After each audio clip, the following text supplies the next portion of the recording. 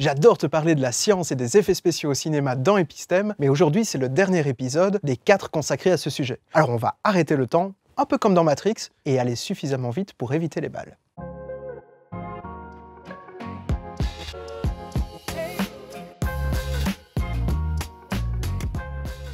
Jamais vu Matrix. C'est pas le genre de film qui me fait plaisir. Non, honnêtement. On ne pas vous renseigner, on regardera l'émission. Il est au milieu et il y a la caméra qui tourne autour. Du coup, ils font des effets spéciaux. Je pense que c'est comme ça.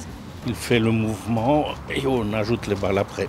Ils ont plusieurs dizaines ou centaines de caméras qui prennent les photos en même temps et alors ils font seulement passer d'une caméra à l'autre les images à l'écran. Bah oui, comme tu as dit, en effet, dans Matrix, la fameuse scène où Neo évite les balles tirées par l'agent Smith est très impressionnante et elle a été réutilisée, parodiée, pastichée des dizaines de fois après, même dans la publicité. Et cette scène, qui était unique à l'époque, a demandé une installation bien particulière qui a été développée exprès pour le film.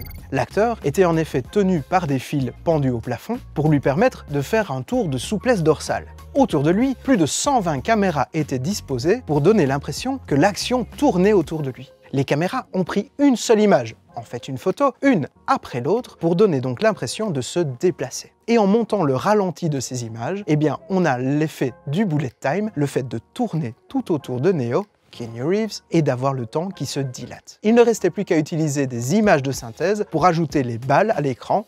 Et oui, les blessures de Neo, c'est du chiquet. Et de nos jours, on va plutôt utiliser des drones qui tournent en temps réel autour d'une scène d'action pour donner la même impression. L'idée, c'est d'utiliser des caméras qui filment à très grande vitesse pour ralentir le film avec le drone qui se déplace autour de l'action. L'effet est le même, simplement c'est beaucoup plus simple. Et puisqu'on parle d'effets extraordinaires, je ne résiste pas à l'envie de te montrer le plus petit film du monde.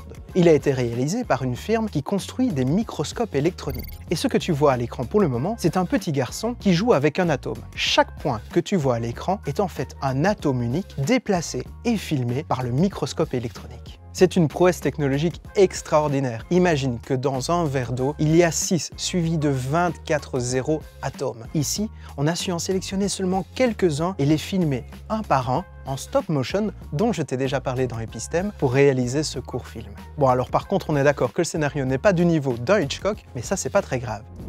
C'est ça que j'aime le plus dans le cinéma, c'est qu'il nous fait rêver et nous transporte vers des endroits extraordinaires. Et le cinéma fait progresser la science en l'inspirant, la science fait progresser aussi le cinéma en lui permettant d'avoir accès à des technologies incroyables pour toujours plus nous faire rêver.